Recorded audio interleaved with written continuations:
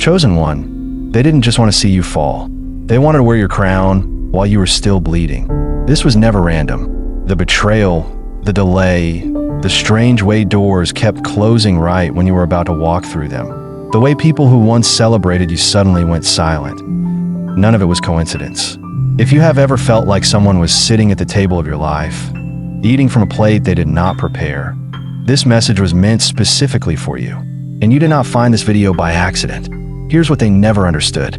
There are blessings that cannot be inherited, copied, or stolen. They can only be carried by the soul they were assigned to.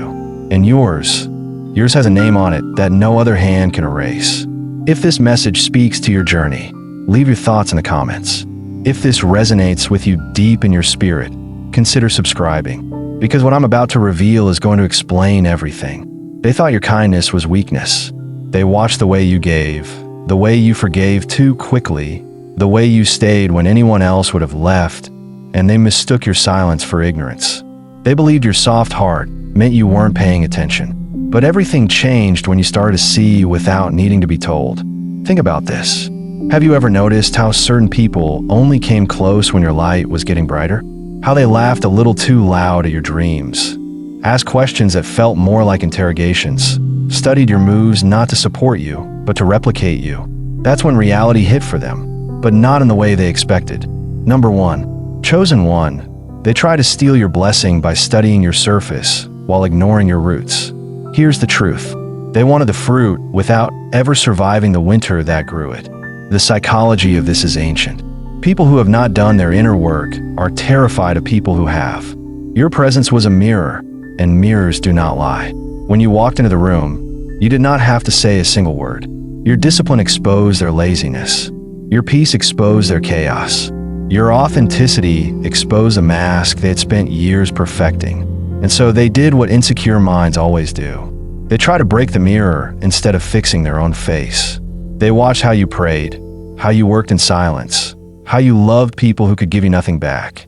They couldn't understand why doors still opened for you after everything you had been through.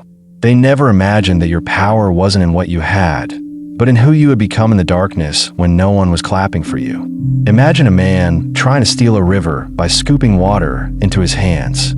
He walks away proud, dripping, believing he now owns the river. But back in the forest, the river is still flowing, still deep, still endless, because a river was never in the water he held. It was in the source. Let that sink in. They took a handful. You are still the source. And this is why they are now thirsty in places they once mocked you for crying in. Number 2, they built their confidence on your silence. And that was their first mistake. Chosen one, here's what they never understood. Your silence was never agreement. It was observation. It was a silent warrior collecting data while they performed. There is a type of person who confuses your refusal to argue with a lack of awareness. They thought because you didn't expose them, you didn't see them. They believed because you kept working, kept smiling, kept blessing them even, that you were blind. But you were just choosing battles that actually mattered for your destiny. Think about this. You felt the shift in energy before they said a word. You felt the fake hug. You noticed the delayed compliment.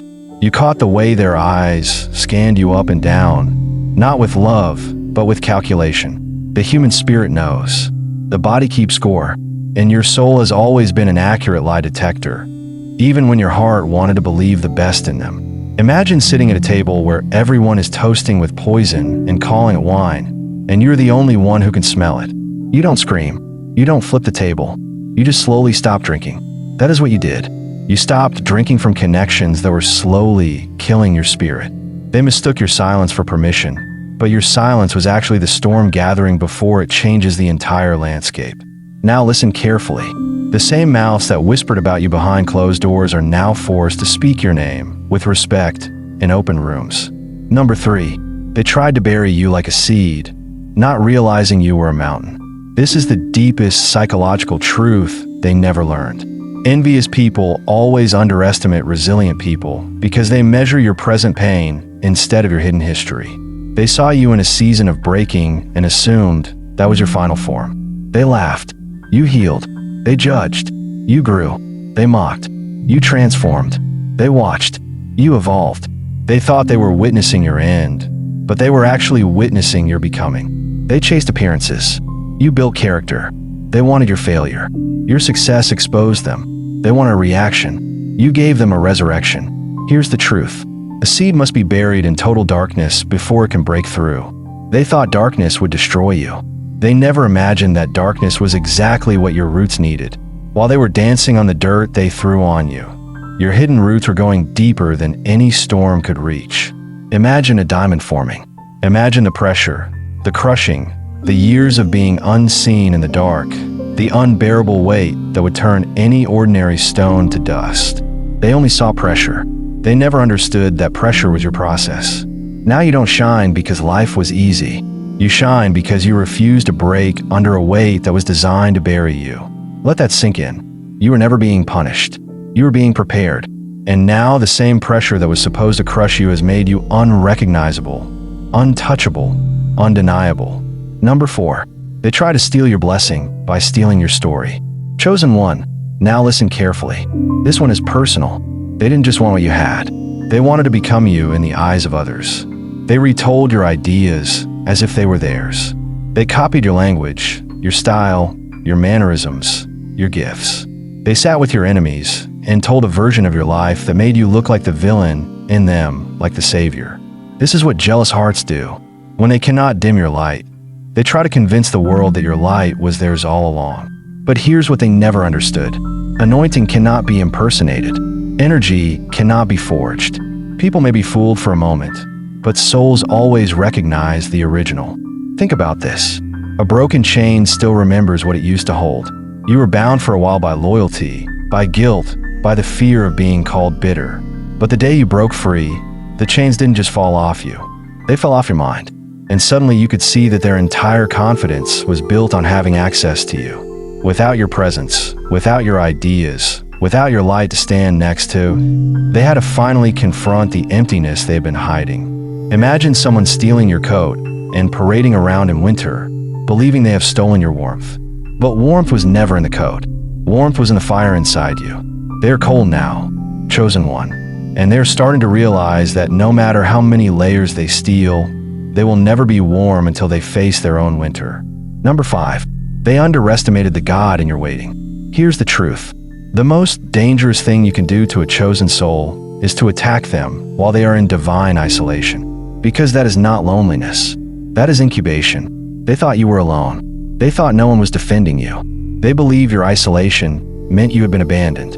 They never imagined that your quiet season was a sealed room where heaven was rewriting your name, restoring your strength, and aligning people and opportunities they could never block. Your sunrise after darkness was never going to be ordinary. Oceans had to part. Rivers had to be redirected. Mountains had to be moved. The delay was not denial. It was construction. Imagine a silent warrior in the forest at night. No armor clanging, no loud battle cries, just steady breathing, eyes on the horizon, sharpening his blade by moonlight. That was you. While they were sleeping on their fake victories, you were becoming lethal in your peace, powerful in your patience, immovable in your purpose. That's when reality hit. The blessing they tried to steal was never outside of you. It was coded into your spirit. It was in your tears that watered ground no one else saw. It was in your prayers whispered through clenched teeth when your heart was shattered. It was in your integrity when cheating would have been easier. They couldn't steal it because it was never a thing. It was you. Number 6. Now the tables have turned, and they are being haunted by the very light they tried to extinguish. Chosen one. This is why they keep watching. They watch your socials. They ask about you through mutual friends. They bring up your name in rooms you have long since outgrown. Not because they miss you, but because your existence is now evidence that what they did didn't work. You are the living proof that fire does not destroy gold. It refines it. You are the living proof that storms don't drown those who learned how to breathe underwater. You are the living proof that a soul aligned with its purpose cannot be cursed by a tongue driven by envy. Let that sink in. They want. Number 8. Chosen one. They never expected you to survive the betrayal with your heart still clean. Here's what they never understood. The real theft they attempted was not your opportunity, not your relationship, not your money, not your title. Those were just the costumes the robbery wore. What they actually tried to steal was your belief that good people still exist, that love is still real, that your pure heart was not a curse in a cruel world. Think about this. There is a special kind of darkness that enters a person's mind when they realize someone they trusted was taking notes on their weaknesses while pretending to wipe their tears. It makes you want to harden. It makes you want to become cold, calculating, closed. It makes you want to become like them so you never get hurt again. And that chosen one was the final stage of their plan. If they couldn't have your blessing, they wanted to make you become someone who had forfeited himself. They watched to see if you would turn bitter. They waited to see if you would start manipulating, gossiping, stabbing backs the way they did. They believed pain would make you poisonous. But everything changed when you cried and still remained kind. When you bled and still blessed. When you had every right to become a storm of vengeance, and instead you became an ocean of depth. Let that sink in. You did not let what broke you build you into someone you don't recognize. That is why your blessing could not be stolen. Because the condition for carrying it was a clean heart, and they could not contaminate yours no matter how dirty their hands were. Imagine a white garment thrown into the mud by envious hands. They thought the mud would stain it forever. They never imagined that some fabrics were woven with fire, and that mud burns off when the wearer walks through truth. You walk through truth, chosen one, and now you are brighter than before they ever touched you. Number 9, chosen one. They build an entire identity around being close to you, and now that you are gone, they don't know who they are. This is the psychological collapse they never saw coming. When a person has no real roots, they attach themselves to people who do. They borrow your stories. They mirror your growth. They stand in your shadow and call it shade. But it was never shade. It was your light they were hiding in because they were afraid to generate their own. Here's the truth. They needed your presence to feel powerful. They needed to be seen with you, to be associated with you, to have access to the rooms your name could open. They mistook proximity for power. They believed that being near a mountain made them tall. Now listen carefully. When you removed your energy, their illusion collapsed. Now they have to post more, talk louder, pretend harder, because the source they were feeding from has disconnected. And the world is starting to see what you saw a long time ago. That without you as the backdrop, there is no picture. Imagine a moon that spent years believing it was the sun because it shone so bright at night. Then one day the sun decides to set in a different sky, and suddenly the moon realizes it never had light of its own. It was only reflecting. That's what is happening right now. They are discovering that attention is not anointing, and that applause is not assignment. They are discovering that you cannot steal gravity. People either orbit you naturally or they don't, and you cannot force an orbit by stealing a star. And this is why you feel lighter since you let them go, while they feel heavier. You return to your own orbit. They lost theirs. Number 10. They try to steal your blessing by delaying you, not knowing delay was your weapon. Chosen one. Here's what they never understood about divine timing. They thought if they could slow you down with confusion, with legal battles, with love triangles, with family drama, with sudden sickness, with financial strangulation, that you would miss your window. They believed your destiny had an expiration date, that if they could keep you distracted long enough, the door would close and your name would be forgotten. They watched your calendar. They couldn't understand why you weren't panicking like they would. But everything changed when you realized that time does not work the same for chosen ones. For ordinary ambition, delay is death. For divine assignment, delay is development. While they were rushing to build castles on sand to prove something quickly, you are being made to build a kingdom on rock that will stand after they are gone. Think about this. A diamond does not rush. A mountain does not hurry. A river does not apologize for taking the longer route if the longer route is what carves the canyon. Your delay was carving you. Your waiting was making you too wide, too deep, too rooted for any shallow thief to carry. Imagine an archer pulling an arrow backward. To the ignorant eye, it looks like the arrow is losing ground, going backward, being defeated. But to the warrior, the further back is pulled, the more devastating its flight will be. They thought you were going backward. They never imagined you were being pulled back by a hand far stronger than theirs, aimed at a target they cannot even see. Let that sink in. You did not miss your moment. Your moment was waiting for you to become strong enough to hold it without it destroying you. Number 11. Chosen one. The final truth they try to hide from you is that they were never your competition.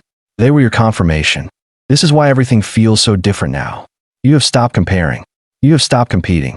You have stopped trying to prove that you are worthy of the very blessing that was written for you before they ever knew your name. Here's the truth. The reason their attack felt so personal is because your blessing was so personal. They didn't attack everyone like that. They attacked you because what lives inside you is rare. Envy is not triggered by what a person has. Envy is triggered by what a person is. They couldn't steal your car, so they try to steal your confidence. They couldn't steal your house, so they try to steal your peace. They couldn't steal your future, so they try to steal your faith in that future. They underestimated the fact that a silent warrior does not need to win every battle to win the war.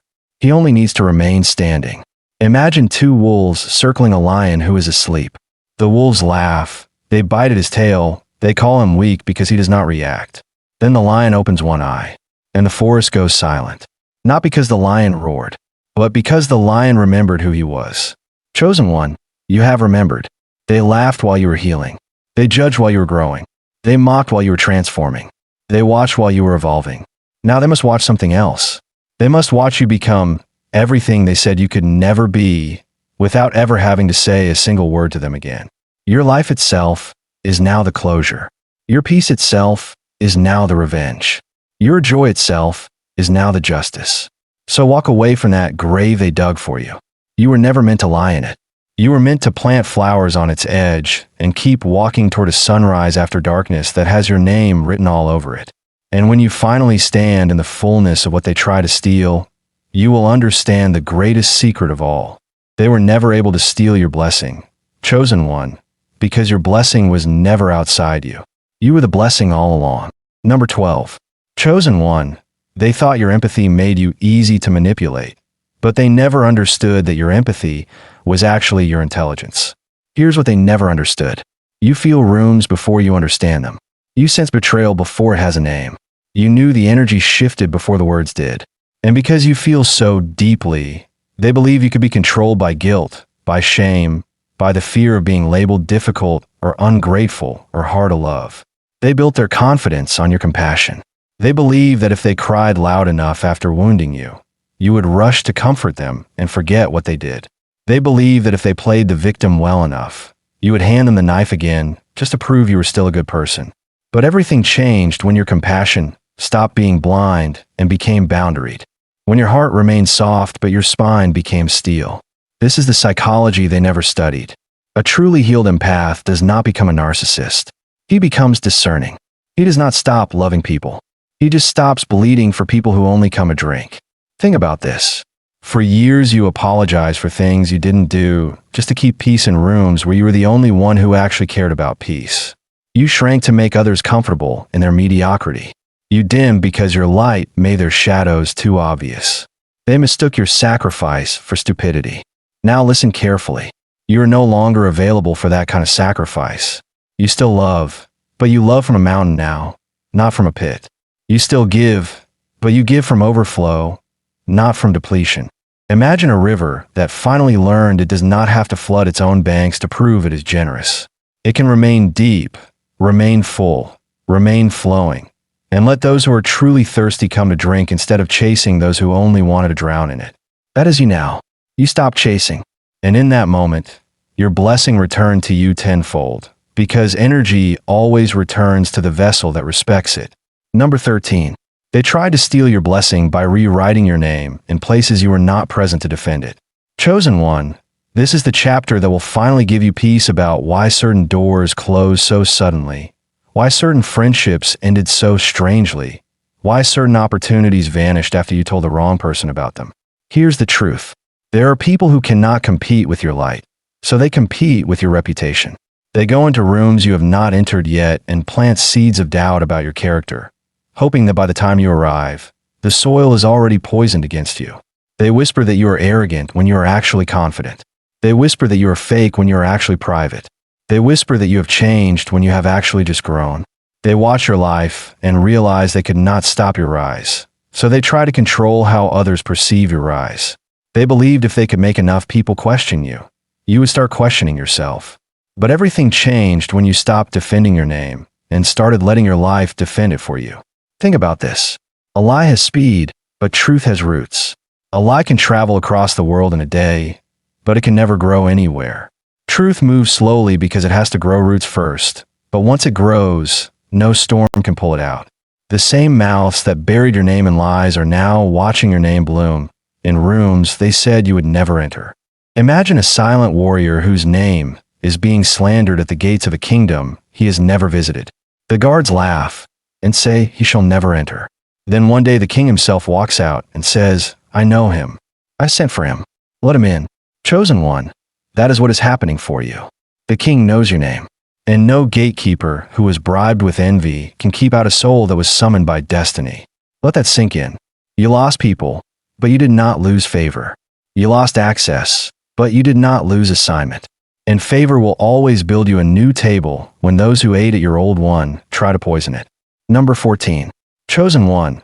They try to steal your blessing by making you believe you were behind in life. This is the most invisible theft, and it is the one that almost worked. Here's what they never understood. Your timeline was never supposed to look like theirs. They chased appearances, quick wins, shallow applause, relationships that looked good on the outside but were rotting on the inside. You were being built for longevity, for legacy, for oceans, while they were building puddles that sparkle for a moment and evaporate. The psychology of comparison is the weapon the enemy uses against chosen souls. If he can make you look sideways, he can make you miss what is forward. So they flaunted, they posted, they exaggerated. They made sure you saw the house, the car, the engagement, the promotion, all timed perfectly for when you were in your valley, hoping you would believe that God had forgotten you. They couldn't understand why, even in your lowest season, there was still a strange, stubborn fire in your eyes that refused to go out. Imagine a farmer who is mocked for still watering a field that looks dead in winter, while his neighbors are harvesting plastic fruit that will never nourish anyone. They laugh. You heal. They judge. You grow. They mock. You transform. They watch. You evolve. Then spring comes.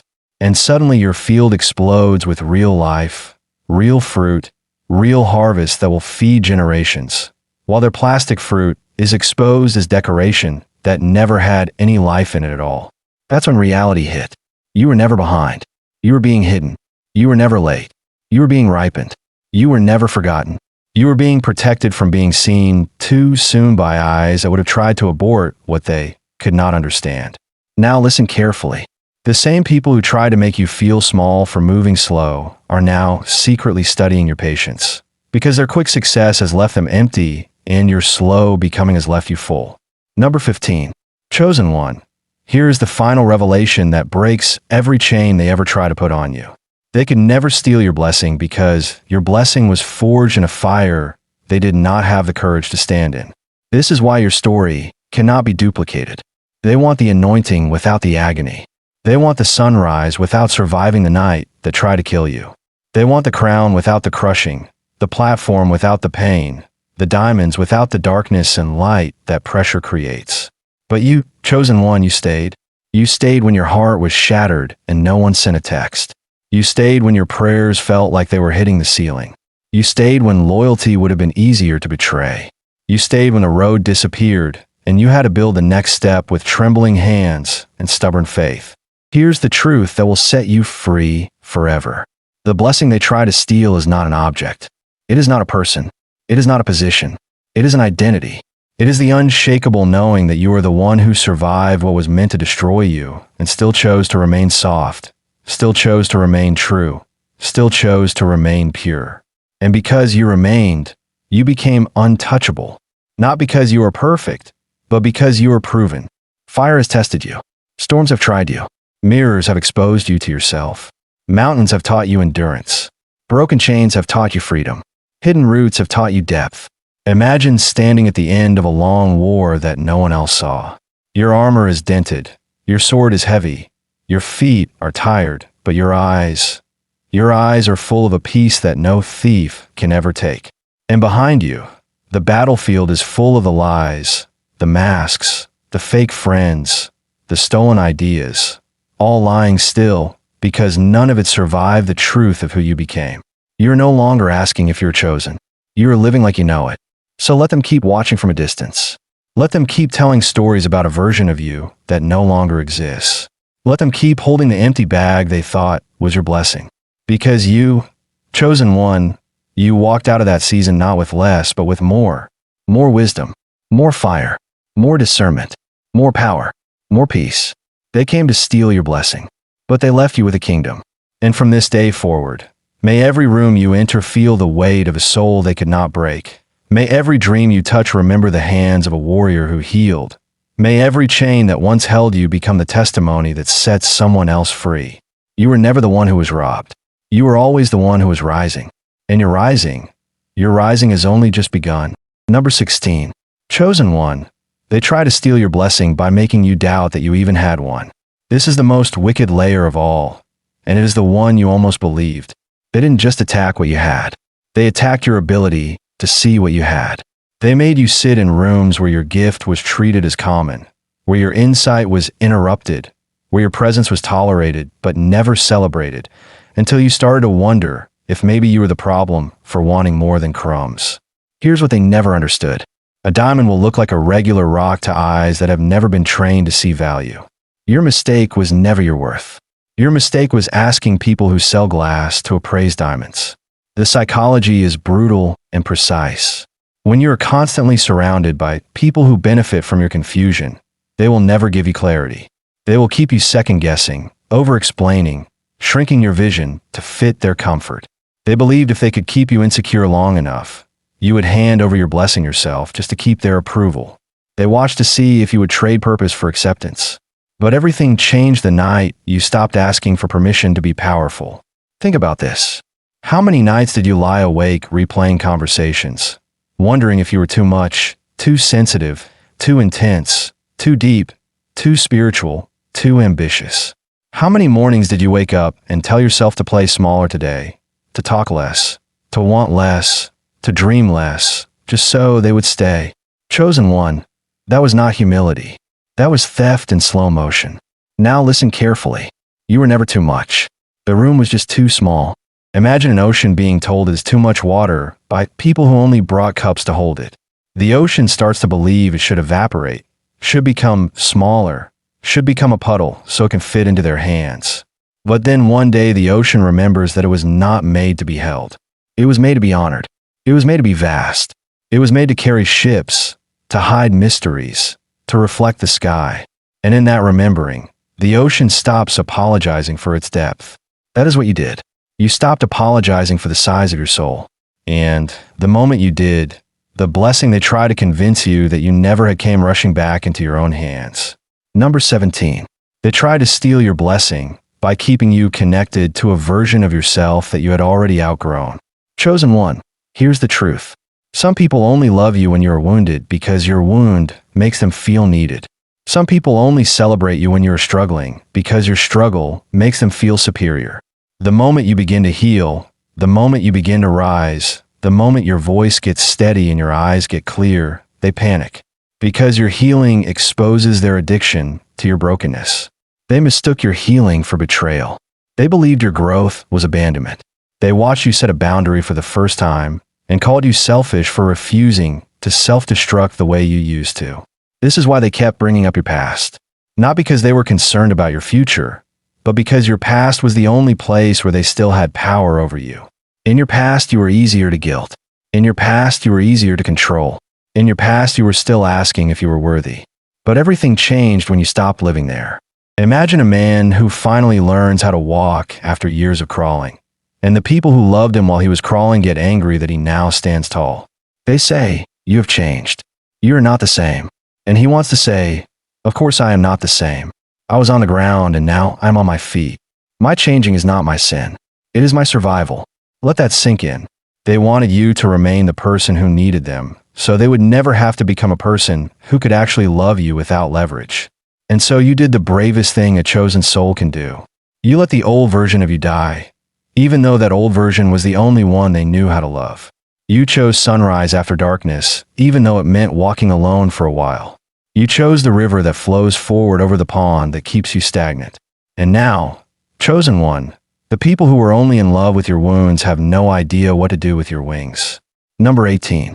They try to steal your blessing by studying your battles, but never respecting your war. Here's what they never understood. They saw the arguments, the setbacks, the nights you cried, the days you almost quit, and they thought they were watching a reality show. They thought your pain was entertainment. They thought your struggle was content. They watched your storm and took notes like spectators, never once offering an umbrella, never once helping you build shelter. They believed that because they saw a piece of your war, they understood your warrior spirit. They never imagined that what they saw was only the surface. They never saw the nights you wrestled with God and yourself and decided to get up anyway. They never saw the silent prayers where you begged for strength, not to become bitter. They never saw the mountain you moved in your mind before you ever moved it in your life. They watched. You evolved. They chased appearances. You built character. They wanted your failure. Your success exposed them. Now listen carefully. There is a difference between seeing someone fight and understanding what it cost them to stay in the fight. They saw you fighting and called you dramatic. They never understood that you were fighting for bloodlines, for generations, for a future that does not yet have a name, but already has your fingerprints on it. Imagine a silent warrior who returns from a war no one else was drafted into. His clothes are torn, his face is tired, but his eyes carry oceans.